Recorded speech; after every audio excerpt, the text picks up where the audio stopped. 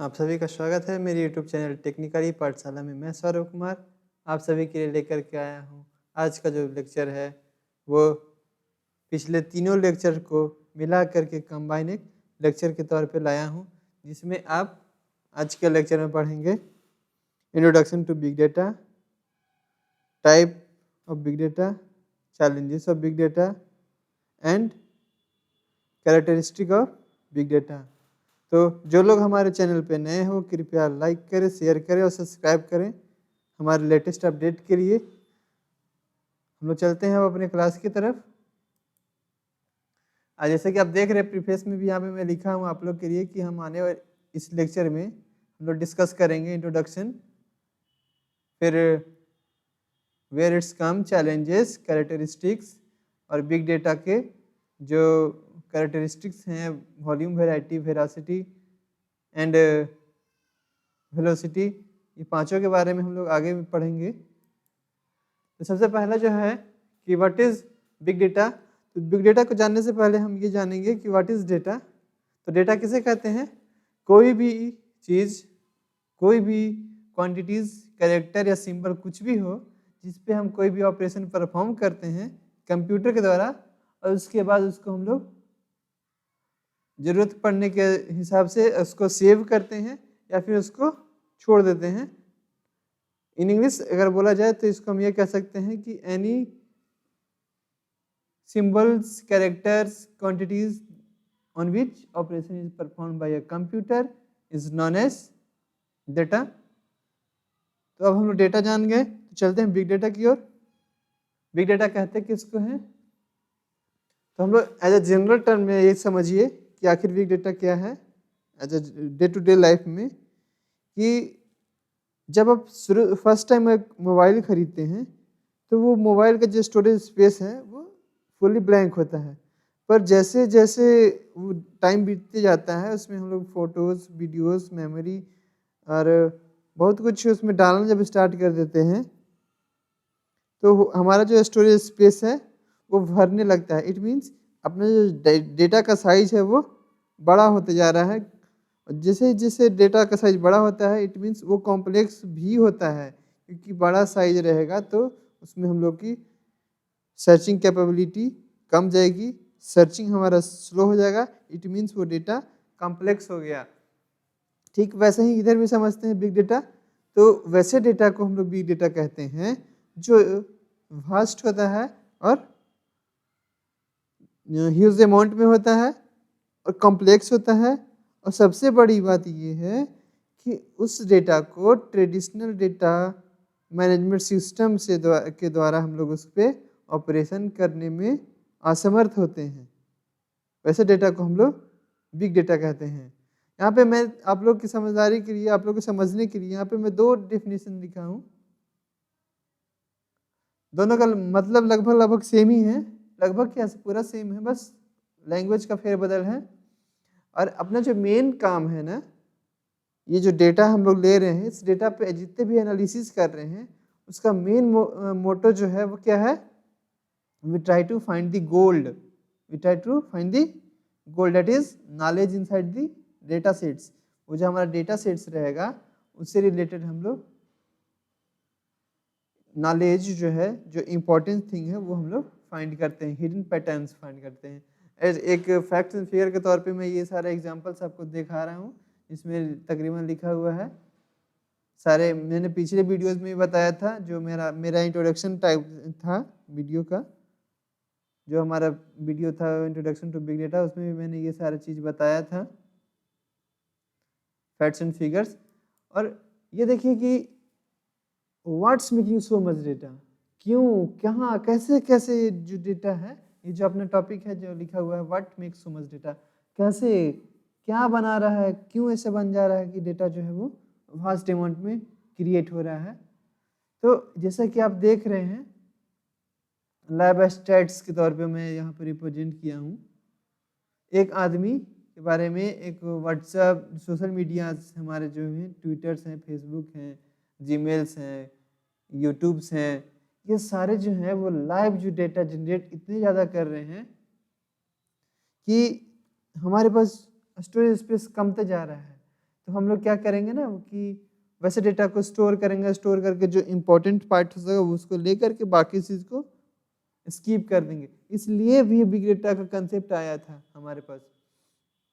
Source हो गया हमारे पास, कौन कौन सा सोर्स हो गया, पीपल हो गया, मशीन हो गया, या फिर कोई ऑर्गेनाइजेशन हो गया, या फिर ऑनलाइन स्ट्रीमिंग प्लेटफॉर्म्स वगैरह हो गए, वो सारे हमारे सोर्स हुए। और जैसे जैसे हम लोग मोबाइल फ़ोन में फेसबुक है, जीपीएस है, कैमरा है, ये सारे मोबाइल जो हैं एंड्रॉयड मोबाइल जिसको हम लोग बोलते हैं, स्मार्ट मोबाइल से जिसको बोलते हैं, वो सारे मोबाइल्स का इस्तेमाल हम लोग करते हैं डेटा जनरेशन में। डेटा जनरेटिंग डिवाइस भी इसको कह सकते हैं। इसी से हमारा जो डेटा है वो जनरेट होता है काफ़ी मात्रा में। ये देखिए सोर्स ऑफ डेटा जनरेशन, मैं एक पिक्टोरियल रिप्रेजेंटेशन के तौर पे आप सभी के लिए लाया हूँ। तो कहता है कि देखिए एवरीडे कितने सारे टीवीज जो हैं वो ट्विटर जनरेट कर रहा है, फेसबुक कितना TV per day data log data file generate कर रहा है, यूट्यूब्स कितने कर रहे हैं, जीमेल्स कर रहे हैं। ये मेरा एस्टिमेशन है, लगभग मैं आप सभी के लिए लाई करके आया हूँ। वो एक एस्टिमेट के तौर पे आप ये देख सकते हैं कि कैसे कैसे सोर्स जो है हमारे सोर्स डेटा का जो जनरेशन है कहाँ कहाँ से हो रहा है और कितने कितने डेटास जनरेट कर रहे हैं ये सारे एप्लीकेशन, उसके बारे में हम लोग ये यहाँ पे देख रहे हैं।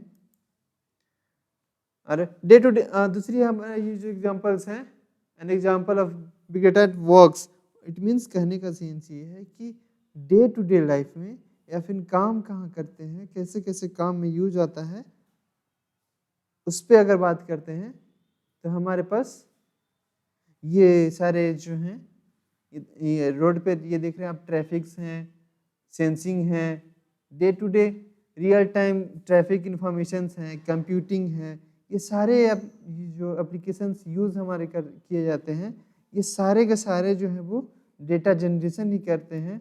इसकी वजह से हमारा जो बिग डेटास का कंसेप्ट जो है वो काफ़ी स्पीड में आ रहा है।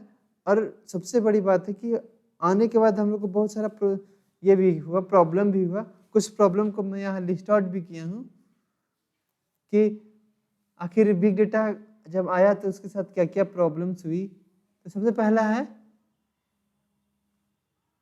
कि ट्रेडिशनल फाइल सिस्टम क्वेरीज सफिशिएंट्स नहीं होते इसके इंफॉर्मेशन को लेने में। दूसरा है कि टू मच टाइम लेता है स्टोर करने में डेटा के ट्रेडिशनल फाइल्स में क्वेरी करने में। जब बिग डेटा आया तो हमारा जो स्टोरेज स्पेस का प्रॉब्लम था, क्वेरी वगैरह प्रॉब्लम था, सर्चिंग वगैरह प्रॉब्लम था, ये थोड़ा सा सॉर्टेड हुआ। कैसे? जब हम लोग बिग डेटा एनालिसिस करते हैं, एक डेटा पे एनालाइज करते हैं, जब उस पर कोई भी ऑपरेशंस लगाते हैं, टर्म एंड कंडीशंस लगाते हैं, कंडीशंस लगाते हैं, कंडीशंस के उपरांत जो हमारा रिजल्ट निकलता है जो हमारा डिजायर्ड रिजल्ट होता है। फिर आता है हम लोग टाइप ऑफ बिग डेटा में आते हैं कि आखिर बिग डेटा हम लोग पढ़ें तो बिग डेटा पढ़ने के बाद हम लोग नेक्स्ट कॉन्सेप्ट जो है वो क्या कहता है कि टाइप ऑफ बिग डेटा, आखिर किसको कितने तरीके में बिग डेटा को डिवाइड कर दिया गया है। तो कहीं कहीं आपको डेटा और बिग डेटा में थोड़ा बहुत सिमिलरिटीज़ हैं। जब डेटा का साइज ह्यूज हो, कॉम्प्लेक्स हो, तब वो बिग डेटा कहलाएगा। अदरवाइज उस अगर सिंपल डेटा है तो वो डेटा को जैसा ही ट्रीट होगा। तो आप कहीं कहीं ये भी पढ़िएगा कि structure data, semi structure data, कहीं पढ़िएगा अनस्ट्रक्चर्ड डेटा।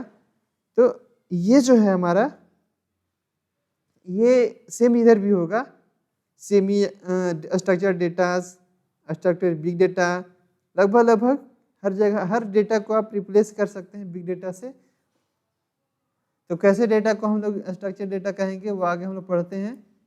तो कहता है any data that can be stored, accessible and processed in the form of fixed format. It means उसका कुछ डेटा मॉडल्स होगा और वैसे डेटा को हम लोग स्ट्रक्चर डेटा कहेंगे जिनका एक फिक्स्ड फॉर्मेट होगा, वहाँ पे स्टोरेज भी कर रहे हैं, उसका भी एक फिक्स्ड फॉर्मेट हो और उसके बाद हम लोग उस पर प्रोसेसिंग करते हैं। तो ये हमारा जो डेटा होता है उस टाइप के जो डेटा को हम स्टोर करते हैं उसको बोलते हैं स्ट्रक्चर डेटा। और यहाँ पे मैं लिखा हूँ लास्ट लाइन आप देख रहे होंगे, तो इसमें लिखा हुआ है structure data must have to follow a fixed model, यानी कि डेटा मॉडल हम लोग को फॉलो करना ही है, कैसे भी चांस है, कैसे भी करके ही हम लोग को डेटा मॉडल्स जो है हमारे उसको फॉलो करना ही है। जैसे कि मैं एग्जांपल के तौर में भी दिखाया हूँ, यहाँ पे देखिए employee ID, employee name, 6 department, salary in rupees, ये सारे में है क्या है कि एम्प्लॉय आईडी जब भी होगा तो एम्प्लॉय आईडी में ही होगा, और उस भी ये भी कंडीशन लगा दिए कि एम्प्लॉय आईडी जो होगा वो नंबर में ही होगा। एम्प्लॉय नेम 6 जब भी होगा तो हर किसी का रहेगा। और आगे हम लोग देख रहे हैं डिपार्टमेंट में, तो डिपार्टमेंट भी बोल रही है क्या कि यहाँ पे भी एक डिपार्टमेंट फिक्स रहेगा, यानी कि यहाँ पे जो भी नाम डाले जाएंगे, लिखे जाएंगे, वो सारे के सारे डिपार्टमेंट से ही रिलेटेड होंगे। और सैलरी जो है वो हमेशा नंबर में ही होंगे। जैसा उसका स्कीमा डिफाइन कर दिया गया है, ठीक उसी स्कीमा को फॉलो करेंगे। उसके बाद हमारा दूसरा टाइप का जो डेटा है उसको बोलते हैं सेमी स्ट्रक्चर डेटा। तो सेमी स्ट्रक्चर डेटा उस टाइप के डेटा को बोलते हैं कि जिनका कोई फिक्स्ड फॉर्मेट नहीं होता है, पर जब आप उसमें ये गहन अध्ययन करिएगा उस डेटा में, जब उस डेटा को आप अच्छे से एनालाइज करना स्टार्ट कर दिएगा तो कुछ ना कुछ आपको उसमें स्ट्रक्चर दिखेगा, कुछ ना कुछ उसमें फॉर्मेशन दिखेगा कि कैसे कैसे ये फॉर्म हुआ है। तो जैसा कि यहाँ आप देख रहे हैं, डेफिनेशन भी आप लोग पढ़े ही होंगे, तो उसके एग्जाम्पल के तौर पे हम ये देख लेते हैं कि कैसे डेटा को एग्जाम्पल के तौर पे हम डे टू डे लाइफ में कैसे डेटा को सेमी स्ट्रक्चर डेटा बोलेंगे। तो जब हम नेटवर्किंग पढ़ते थे तो उस समय हम लोग को TCP IP पैकेट्स वगैरह होते थे, तो उसमें जो भी एड्रेस वगैरह होता था वो एक फॉर्मेट में होता था, और ऊपर नीचे कहीं भी होता था पर एक फॉर्मेट होता था। फिर आता है जिप फाइल, जिप फाइल में हम कुछ भी जिप करके रख सकते हैं, लेकिन अगर वहाँ पे फॉर्मेट देखा जाए तो हम लोग ये देखेंगे कि वहाँ पे सारे फाइल्स जो हैं वो जिप करके रखे हुए हैं। यहाँ पे देख रहे हैं data does not have to obey the rule to a data model but have some structure, यानी कि कहने का मतलब ये है कि इसमें कोई जरूरी नहीं है कि हम कोई रूल को फॉलो करें, कोई डेटा मॉडल के रूल को फॉलो करें, बट फिर भी हमारा कुछ स्ट्रक्चर होता है। फिर हम अपना तीसरे टाइप के डेटा को तरफ जाते हैं, तो उसको क्या बोलते हैं, तीसरे टाइप जो हमारा डेटा है उसको बोलते हैं अनस्ट्रक्चर्ड डेटा, जिसका कोई स्ट्रक्चर नहीं हो। तो अभी के टाइम में हमारे पास जो सबसे ज़्यादा डेटा है वो अनस्ट्रक्चर्ड डेटा ही है, यानी कि लगभग पूरे 100% डेटा को अगर एनालाइज किया जाए तो 80% जो डेटा है, 80% जो डेटा हैं वो स्ट्रक्चर्ड ही, सॉरी अनस्ट्रक्चर्ड ही है, यानी कि जिसका कोई स्ट्रक्चर नहीं है। ये हमारे लिए बहुत प्रॉब्लम की बात है, क्योंकि जितना ज़्यादा डेटा हम लोग के पास आ रहा है, जो भी जितने ज़्यादा अनस्ट्रक्चर्ड होंगे उसको एनालाइज करने में, उसको प्रोसेस करने में, सर्च करने में, सब कुछ में प्रॉब्लम आने वाली है। तो जैसा कि आप डेफिनेशन भी देख लेंगे, लिखा हुआ है ए typical example of unstructured data is a heterogeneous data source containing a combination of simple text files, image, video etc। कहता है कि एग्जांपल के तौर पे ये भी आप ले लीजिए कि हेटेरोजेनियस डेटा जो होता है वो कहने का मतलब डिफरेंट टाइप ऑफ डेटा जो हैं सबको मिला करके अगर एक जगह पे रखा जाए तो उस डेटा को हम लोग बोलते हैं अनस्ट्रक्चर्ड डेटा। ठीक है, एग्जाम्पल के तौर पे देख लीजिए, मल्टीमीडिया जितने भी हैं, audio, video, photos, survey forms, weather datas, social media पे जितने जितने फाइल्स हैं, जितने कितने के ऑडियो फाइल्स हैं, कितने के टेक्स्ट फाइल हैं, कितने के फोटोज़ हैं, कितने के वीडियोस हैं, वो सबको इनकैप्सुलेट किया जाए। अगर आप देखिए एक फेसबुक का टाइमलाइन, तो टाइमलाइन अगर आप अपना देखते हैं तो ऊपर से नीचे आते आते आपको विभिन्न तरह के डेटा मिलेंगे। कुछ हैं सेगमेंटेशन एनालिसिस के, कुछ हैं फोटोज़, कुछ हैं वीडियोज़, कुछ टेक्स्ट हैं, तो कुछ इमोजीज हैं, यानी कि सबको मिला दिया जाए तो एक अनस्ट्रक्चर्ड डेटा हमारे पास प्राप्त होगा। फिर हम लोग आते हैं चैलेंजेस पे। तो क्या क्या चैलेंजेस फेस करते हैं अगर हम बिग डेटा में आते हैं, तो हमारे पास चैलेंजेस क्या क्या हो जाती हैं? Capturing, storing, analysing, visualisation, searching, sharing, यानी कि बहुत सभी तरह के सर्विसेज में हम लोग को प्रॉब्लम आने वाली है। कैप्चरिंग में कैसे प्रॉब्लम होगा? क्योंकि अगर कैप्चरिंग के बात किया जाए तो छोटा सा कैप्चर करेंगे तो वो डेटा में कन्वर्ट होगा, लेकिन हम लोग को चाहिए वास्ट अमाउंट ऑफ डेटा, यानी इट मीन्स हम लोग को कैप्चरिंग करना जो होगा, गैदरिंग करना जो होगा डेटा को, तो वो भी काफ़ी मात्रा में करना होगा, वो भी काफ़ी टाइम लेगा। इस वजह से भी हम लोग को प्रॉब्लम आएगी, क्योंकि हम लोग को गैदर करना है इंफॉर्मेशन। देन आफ्टर अपना आता है स्टोरिंग। स्टोरिंग क्या कहता है कि जितना ज़्यादा डेटा हमारे पास होगा उतना ज़्यादा हम लोग को टाइम लगेगा स्टोर करने में। कहने का मतलब जितना ज़्यादा आप एनालाइज करके लाएंगे डेटा, सॉरी कैप्चर करके डेटा लाएंगे, जितना ज़्यादा आप फेच करेंगे डेटा, और फेच करने के बाद जब इसको स्टोर करने जाएंगे तो उतना ही टाइम लेगा। उसको स्टोरिंग करने में भी स्पेस का ज़रूरत ज़्यादा हमें पड़ेगी, जिसका जो हमारे प्रॉब्लम्स को क्रिएट करेगा, जो कि प्रॉब्लम क्रिएट होगा हमारी बिग डेटाज में। फिर हम लोग आते हैं एनालाइजिंग में। तो जितना ज़्यादा हमारे पास डेटा होगा उतना ज़्यादा उसको एनालाइज करने में, उसके अंदर में जो गोल्ड है दैट इज़ नॉलेज, तो वो जो नॉलेज है उसको फाइंड करने में हमें काफ़ी टाइम लगेंगी। आप समझ रहे होंगे, क्योंकि जितना ज़्यादा डेटा हमारे पास होंगे उतना ज़्यादा टाइम लेगा, और उतना तरह का डेटा कॉलम्स होंगे, एट्रीब्यूट्स होंगे, ऊपर से रिकॉर्ड्स भी होंगे। तो ये सारे चीज़ों को जब एनालाइज करेंगे, जब प्रोसेस में डालेंगे, तो काफ़ी टाइम लगेगा, और हमारा आउटपुट भी है जो काफ़ी टाइम बाद आएगा।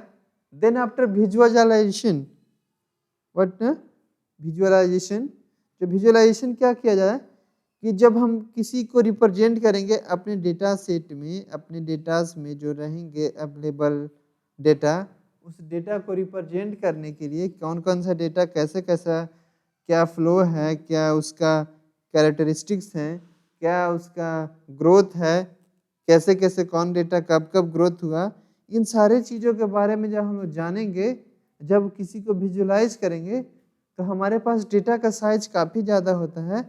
इसके वजह से सारे जो एट्रीब्यूट्स हैं, उन सारे एट्रीब्यूट्स को हम लोग रिप्रेजेंट नहीं कर पाएंगे।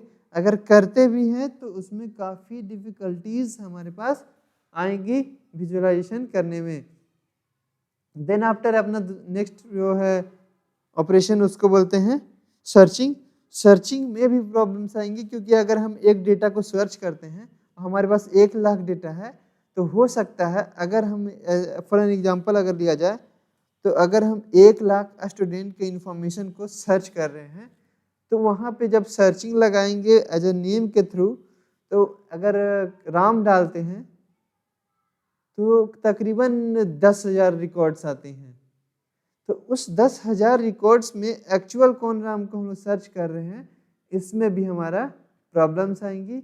इट मीन्स आने वाले टाइम में सर्चिंग में भी बिग डेटा के जब डेटा जब हमारे पास आ जाएंगे, तो उसमें सर्चिंग में भी प्रॉब्लम हमें आने वाली है। Then after sharing, sharing is same as uploading and capturing is same as downloading. तो जितना ज़्यादा हम लोग डाउनलोड करेंगे उतना ज़्यादा हम लोग के लिए टाइम कंज्यूमिंग है। ठीक उसी तरीके से शेयरिंग में भी, कि जितना ज़्यादा अपलोड करेंगे, जितना ज़्यादा किसी को हम देंगे उतना, और अपना फाइल जितना ज़्यादा बड़ा होगा वो उतना ही टाइम ज़्यादा लेगा। फिर हम लोग आते हैं characteristic of big data, big data के गुण के बारे में। What are the characteristics of big data, किस डेटा को हम लोग बिग डेटा कहेंगे, उसके क्या क्या गुण होने चाहिए, क्या क्या कैरेक्टरिस्टिक्स होने चाहिए, उसके बारे में हम लोग आगे पढ़ रहे हैं। तो जैसा कि आप देख रहे हैं कि बिग डेटा के 3 व्यूज जो है वो IBM के द्वारा इंट्रोड्यूस किए गए हैं। वो क्या क्या है? वॉल्यूम है, वेलोसिटी है, एंड वैरायटी है। तो यहाँ पे मैं एक ग्राफ के तौर पे भी आप लोग दिखाया हूँ कि जैसे ही आप लेफ्ट से राइट जाइएगा एंड अप से डाउन जाइएगा, अप से डाउन जो जा रहे हैं वो रिप्रेजेंट कर रहे हैं हमारे मेमोरी साइज को। इट मीन्स जैसे जैसे हम लोग नीचे से ऊपर जाएंगे, यानी कि डाउन से अप जाएंगे या जा रहे हैं, हमारा जो मेमोरी साइज है वो एक्सपोनेंशियली ग्रोथ कर रहा है। Same as when we go from left to right, it's also increase the data variety and complexity. Same as, तो जैसे मैं बोल रहा था कि जैसे ही हम लोग जितना ज़्यादा डेटा गैदर करेंगे उतना ज़्यादा हमारे पास वेराइटीज ऑफ डेटा आएंगे और उसके वजह से हम लोग के पास कॉम्प्लेक्सिटी जो है वो इंक्रीज कर जाएगा। Big data is equal to transaction plus interaction plus observation is known as big data. यहाँ पे आप देख रहे हैं एक ट्रायंगुलर शेप करके मैं बताया हूँ, जिसमें कहा गया कि बिग डेटा जो है वो कॉम्प्लेक्सिटी, वॉल्यूम और स्पीड तीनों पे निर्भर करता है। कॉम्प्लेक्सिटी किसे कहेंगे? वैरायटी का। वॉल्यूम किसे कहेंगे? वॉल्यूम को। और स्पीड कहेंगे वेलोसिटी को। Velocity means speed of generation of data, data का किस स्पीड से जनरेशन हो रहा है। हम लोग चलेंगे पहले पार्ट में, 3 V's के पहले पार्ट जो इंट्रोड्यूस किया गया है IBM को, जिसको बोलते हैं वॉल्यूम। तो वॉल्यूम क्या कहता है? वॉल्यूम को हम लोग स्केल के तौर पे यूज करते हैं, मैट्रिक्स के तौर पे यूज करते हैं, जो हमें ये बता रहा है कि हमारे पास जो डेटा है वो कितने साइज का है, कितने टाइप्स का है, और उसका जो साइज जब स्टोरेज हो रहा है तो वो कितने में आ रहा है, या वो GB में आ रहा है, या TB में आ रहा है, या PB में आ रहा है, या ZB में आ रहा है। ये सारे चीज़ों के बारे में हमें बताएंगी वो जो वॉल्यूम है, बिग डेटा का वॉल्यूम कैरेक्टरिस्टिक वो डिफाइन करेगा। जब उसका साइज बड़ा होगा तब हम कहेंगे कि हमारा जो है डेटा जो है वो बिग है। वॉल्यूम जब ज़्यादा रहेगा तो हम लोग कहेंगे कि हाँ ये पहला कंडीशन जो है वो फॉलो करता है। जब ये तीनों चीज़ों को फॉलो करेगा, वॉल्यूम को, वैरायटी को और वेलोसिटी को, जब ये तीनों चीज़ को फॉलो करेगा तब हम कहेंगे कि हाँ ये डेटा बिग डेटा है। जैसा कि ये स्केल के तौर पे आप देख रहे होंगे, टेराबाइट, पेटाबाइट्स, एक्साबाइट, जेटाबाइट्स, ये जो है डेटाज है वो एक्सपोनेंशियली ग्रोथ कर रहे हैं। ये अब आपको ग्राफ में भी दिख रहा होगा कैसे एक्सपोनेंशियली इन लोग का हाइट जो है वो इंक्रीज कर रहा है अप से डाउन। फिर हम लोग आते हैं नेक्स्ट एग्जांपल के तौर पे अगर बात किया जाए तो हमें काफ़ी एग्जांपल्स एनालाइज करने का मिलेंगे और एग्जांपल हम दे सकते थे, लेकिन फिलहाल मैं एक ही एग्जांपल आपके लिए लाया हूँ, जो कि कहा गया कि नॉर्थ अमेरिका में एक जियोलॉजिकल एवोल्यूशन हुआ था। तकरीबन 3.8 मिलियन स्क्वायर माइल इन लोगों ने सर्च किया और 67 टेराबाइट्स डेटा एनालाइज किया। उसके बाद वो बोला कि मैग्मा वगैरह के अंदर से जो प्रॉब्लम्स आ रही हैं वो हैं, जो कि हम लोग यहाँ फिगर में भी दिख रहा है, रिप्रेजेंट हो रहे हैं। फिर हम लोग आते हैं वेलोसिटी पे। वेलोसिटी कहता है, वेलोसिटी यही डिफाइन कर रहा है कि अपना जो डेटा है उसका जनरेटिंग स्पीड कितना है, किस स्पीड से वो जनरेट हो रही हैं, है ना। हम लोग ये देख रहे हैं कि लाइव जो स्ट्रीमिंग हो रहे हैं वो किस स्पीड से हमारे पास डेटा जनरेट हो रहे हैं, और बहुत सारे तरीकों हैं जिसके द्वारा हमारा डेटा वो जनरेट हो रहा है। अभी का बात किया जाए कि ये जो हमारे ऑनलाइन क्लासेस चल रही हैं कोरोना वजह से, इसमें भी काफ़ी डेटास जो है वो जनरेट हो रहे हैं। बहुत ही बल्क अमाउंट में डेटा हमारे पास ये 2020 में आ चुका है।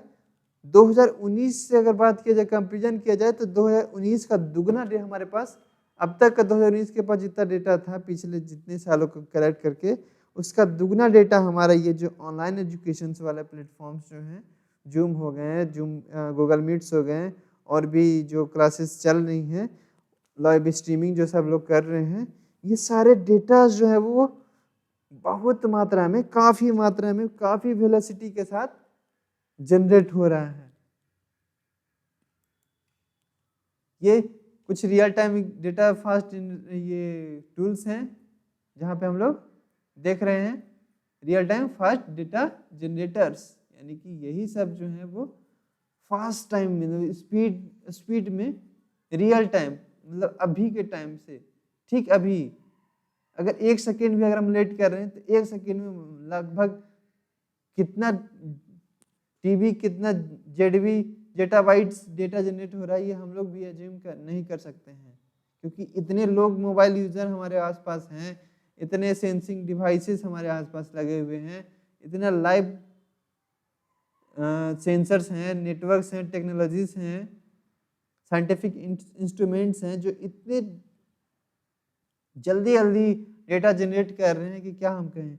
अभी आप बात किया जाए कि अगर फेसबुक का ही तो आप खुद ही देख लीजिए, आप अगर सुबह आज के दिन खोलते हैं और आज का पूरा पोस्ट अगर देखना स्टार्ट करते हैं रात होते होते, तो तकरीबन आपके फेसबुक टाइमलाइन पे ही 100 से 200 लगभग 500 नए पोस्ट मिल जाएंगे एक दिन में।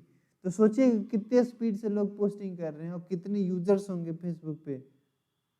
वो सारी चीज़ों को हम लोग समझ रहे हैं, जान भी रहे हैं, और ये सब जो है वो real time fast data generators हैं।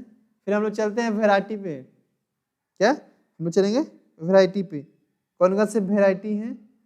वैरायटी जो है वो डिफाइन करता है हमारे कॉम्प्लेक्सिटी को। वैरायटी ही हम लोग को डिफाइन करता है कि किस किस टाइप के हमारे पास डेटा है। क्या वो डेटा स्ट्रक्चर्ड है, क्या वो डेटा सेमी स्ट्रक्चर्ड है, या फिर वो डेटा अनस्ट्रक्चर्ड है। तो मैं पिछले बार में ये बता रहा था थोड़ी देर पहले कि लगभग हमारे पास 80% जो डेटास हैं वो अनस्ट्रक्चर्ड हैं, यानी कि उसका कोई स्ट्रक्चर नहीं है स्टोरिंग का, वो बस ऐसे ही लाद दिए जाते हैं, कैसे भी गाय बैल कुत्ता बिल्ली सबको एक साथ एक ही रूम में पैक कर देना, ऐसा कुछ एग्जाम्पल अगर बात किया जाए। अगर स्कूल के टाइम में बोला जाए तो 1 से लेकर 10 तक का सारा बच्चा एक ही रूम में, इसमें कोई डिफ्रेंसिएशन नहीं किया गया कि कौन डेटा को कहाँ रखना है। वैसे डेटा को हम लोग बोलते हैं variety, that is define complexity. और जो डेटा में कोई स्ट्रक्चर नहीं फॉर्म होता है उसके डेटा को बोलते हैं अनस्ट्रक्चर्ड डेटा, जैसे कि टेक्स्ट डेटा हो गया, सेंसर डेटा हो गया, ऑडियो वीडियोस वगैरह हो गए। सेमी स्ट्रक्चर्ड डेटा जो है हमारे, उसमें कुछ आपको सोर्स दिखेंगे, फॉर्मेट दिखेंगे, जब आप उस पर एनालाइज करिएगा तो कुछ ना कुछ सिमिलरिटीज दिखेंगे, कुछ ना कुछ ग्रुपिंग दिखेंगे, तो आप उस डेटा को छांट सकते हैं, 2 भागों में बांट सकते हैं। वैसे डेटा को हम लोग बोलते हैं सेमी स्ट्रक्चर्ड डेटा। एग्जाम्पल के तौर पे ये देखिए, यहाँ कुछ मैं आपका दूर कर देता हूँ। यहाँ पे ये जो न्यूरॉन्स हैं आदमी के, डीएनएस हैं, ये पल्स रेट है, ऑनलाइन वेदर, फिनांस, ये जो लाइव ये होता है ट्रेडिंग होता है, स्टॉक मार्केट्स वगैरह का होता है, स्ट्रीमिंग डेटास वगैरह जो होते हैं लाइव, और एक्सएमएल फाइल जो भी हैं हमारे पास, वो सारे जब मिला करके है वो डिफाइन करता है हमारे डेटा कॉम्प्लेक्सिटीज़ को, यानी कि तीनों टाइप के डेटा को हमारे ये वैरायटी डिफाइन करता है। कुछ और भी हैं जिसको हम लोग जानेंगे, वो क्या क्या है? Veracity and volume. वेरासिटी कहता है किसी भी डेटा में कितने % एक्यूरेसी है, ये डिफाइन करता है हमारा वेरासिटी। वेरासिटी मतलब वो कहता है कि अगर ये डेटा ऐसे है तो इसमें कितनी % सत्यता है। सत्यता मतलब प्रमाण खोजता है। ठीक वैसे ही वैल्यू, तो कौन डेटा का क्या वैल्यू है, क्या वो वैल्यूलेस है या फिर वैल्यूएबल है, इन सारे चीज़ों को जानते हैं हम लोग। तो जब आती है बात वैल्यू की, तो आपके दिमाग में आता है कि आखिर क्या वैल्यू हो सकता है कि जब आप काम कर रहे हैं, जब आप एक normal day to day life वाले यूजेस कर रहे हैं और ट्रैफिक सेंसिंग हम कर रहे हैं, तकरीबन हमारे पास से लगभग 10 से या 1000 गाड़ी पर डे पार हो रही है। पर वैसे गाड़ी जिस पे हमें शक है, जिसके 4 या 5 नंबर जान रहे हैं, जिसके ड्राइविंग नंबर जान रहे हैं, गाड़ी का नंबर जान रहे हैं, तो वैसे डेटा को उस दिन के लिए जब सर्च करेंगे तो वो जो डेटा है वो वैल्यूएबल डेटा होगा। बाकी जो 99 जो गाड़ियाँ थी जिनकी कोई भी नंबर प्लेट अलग अलग थी, वो सारे डेटाज जो हैं वो वैल्यू लेस डेटाज हैं। फिर यहाँ पे आप डेफिनेशन भी देख रहे होंगे, veracity refers to the noise and biasness abnormality in the data, trustworthiness of data. कहता है कि जितने भी डेटाज में बायसनेस आ गई, नॉइज आ गई, प्रॉब्लम्स आ गई, ये सारे चीज़ को डिफाइन करता है वेरासिटी। उसमें कहता है कि आप कितने % तक बिलीव कर सकते हैं, इस डेटा में कितना % सत्यता है, इस चीज़ को प्रमाणित करता है हमारा ये जो वेरासिटी जो है, कैरेक्टरिस्टिक्स है जो बिग डेटा का, वो ये हमें डिफाइन करके बताता है। फिर अपना आता है वैल्यू, जैसे कि मैं पिछले बार ही बता रहा था, अभी थोड़ी देर पहले ही बता रहा था कि वैसे डेटा जो कोई वैल्यू डिफाइन करता हो, जिसका कोई एक वैल्यू हो, कोई जिसका कोई एक ज़रूरत हो, तो वैसे डेटा को हम लोग बोलेंगे वैल्यूएबल डेटा, यानी कि उसका वैल्यू है। और जो डेटा का कोई वैल्यू नहीं है वो उसको बोलते हैं यूजलेस डेटा। तो यहाँ पे जो वैल्यू है वो डिफाइन करेगा हमारे डेटा का वैल्यू को, किस डेटा का क्या वैल्यू है, और वो क्या करेगा हमारे डेटा के कॉम्प्लेक्सिटी को है रिड्यूस करेगा। इट मीन्स अगर हमारे पास, जैसा कि मैं पिछली बार भी बोल रहा था कि 100 गाड़ी में से एक गाड़ी को सर्च करना है, तो फिर हमारा रिड्यूस हो गया ना, वो जो परफेक्ट जो गाड़ी का नंबर है उसी गाड़ी को सर्च करेंगे, तो बाकी 99 को सर्च करने की कोई ज़रूरत नहीं है। पर अगर हमारे पास कोई इंफॉर्मेशन नहीं है और सभी को सर्चिंग करना होगा, तो 100 वो जो 100 बाइक्स थी, वो सारे बाइक्स को हमें एनालाइज करना पड़ जाएगी, तो वो हमारे कॉम्प्लेक्सिटी को इंक्रीज कर देगा। फिर हम लोग आगे चलते हैं, तो ये जो हेडिंग्स है बाइंडिंग बिग डेटा कैसे कैसे बाइंड किया गया, कहाँ कहाँ से मिला करके फिर बिग डेटा को लाया गया। तो इसमें 3 तरह के बांटे गए हैं, OLTP, OLAP, RTAP। OLTP कहता है online transaction processing, OLAP online analytical processing, RTAP real time analytics processing, जिसको हम लोग बोलते हैं बिग डेटा आर्किटेक्चर्स हैं, टेक्नोलॉजीज। तो OLTPs मतलब जो हमारा डेटाबेस है, यानी कि ट्रेडिशनल जो भी हमारे डेटा सेट्स हैं, RDBMS रिलेशन डेटाबेस जो है वो हमारे ट्रेडिशनल डेटाबेस हैं। फिर हमारा है OLAP जो ऑनलाइन एनालिटिक्स प्रोसेसिंग के लिए यूज़ करते हैं, जिसका डेटा वेयर हाउसिंग में कहते हैं, जो कि हमारा जो भी डेटा वेयर हाउसिंग मतलब कहने का मतलब आप ये समझिए, हाउसिंग को हटा दीजिए, डेटा वेयर हाउस। तो what is data warehouse? Data warehouse it is similar to godown. जैसे कि हम लोग डे टू डे लाइफ में हमारे पास गोडाउन होते हैं, सामान जब ज़्यादा हो जाता है तो उसको गोडाउन में रखते हैं, ठीक उसी तरीके से जब हमारे पास डेटा ज़्यादा हो रहे हैं तो हमें डेटा वेयर हाउसिंग हम लोग बनाते हैं, और वहाँ पे हम लोग अपने डेटास को सेव करना स्टार्ट कर देते हैं एज अ गोडाउन, और जो ज़रूरत होती है उसे हमें यूज़ करते हैं। और ये दोनों को मिला करके जब हम लोग यूज़ करना स्टार्ट कर देते हैं, तब वहाँ पे हमारी ज़रूरत पड़ती है बिग डेटा आर्किटेक्चर एंड इसके टेक्नोलॉजीज़ को। और आने वाले लेक्चर्स में मैं हडूप और हडूप इकोसिस्टम्स वगैरह को भी पढ़ाऊँगा। हमारा जो नेक्स्ट वीडियोस होगा वो हडूप्स पे ही होंगे, हडूप्स के इंट्रोडक्शंस, हडूप का बिग डेटा के एप्लीकेशंस के बारे में हमारा जो अगला वीडियोस होगा। तो जो लोग अभी भी अगर नहीं सब्सक्राइब किए हैं तो मेरे चैनल को सब्सक्राइब करें और बेल आइकन को दबाना ना भूलें लेटेस्ट अपडेट के लिए, जिसमें हमें आप सभी के लिए नया नया लेटेस्ट टेक्नोलॉजी लाऊंगा। हो सके तो आज शाम नहीं तो कल तक मैं ओवरव्यू लेकर के आऊँगा पाइथन का भी। जो लोग को प्रोग्रामिंग ज़रा भी नहीं आती या फिर जिन्हें पसंद है प्रोग्रामिंग करना पर समझ नहीं आता है, उनके लिए हम ईजियर वे में लेकर के आएंगे पाइथन का लेक्चर्स, जिन्हें आप पढ़ के काफ़ी अच्छा महसूस करेंगे, आपको समझ में भी आएगा। एज वी नो, अब यहाँ पे आते हैं व्हाट ड्राइविंग बिग डेटा।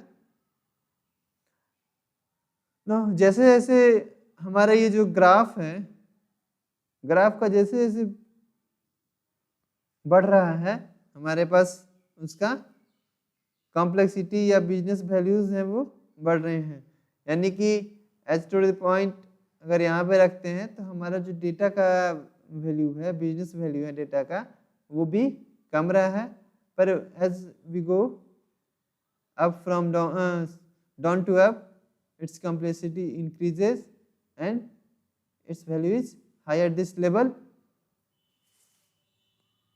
तो कहता है कि optimisation and predictive analysis, very large data sets, more real time, complex statistical analysis, all type of data and many sources, ये सारे चीज़ जो है जिसको हम लोग यूज़ करते हैं कहाँ पे, predictive analysis and data mining में।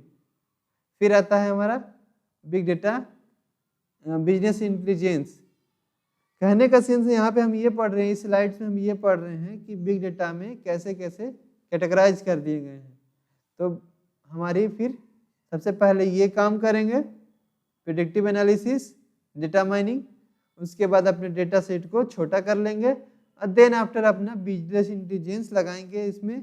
इसमें हमारे पास हो जाएगा स्ट्रक्चर डेटा होगा, टिपिकल सोर्स होगा, small to mid size data sets होंगे, क्योंकि हम यहाँ पे प्रेडिक्टिव एनालिसिस और डेटा माइनिंग कर चुके हैं, इस वजह से अपना जो साइज है वो डेटा का वो छोटा हो जाता है।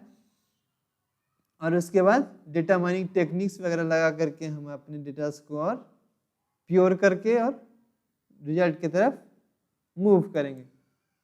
कंक्लूजन के तौर पे हम लोग आज क्या क्या पढ़ें वो अब एक बार देख लेते हैं। We have discussed introduction, type, challenges, characteristics of big data, that is volume, velocity, variety and more vis like value and veracity। फिर मिलते हैं हम लोग कल अगले वीडियोस में, तब तक के लिए थैंक यू।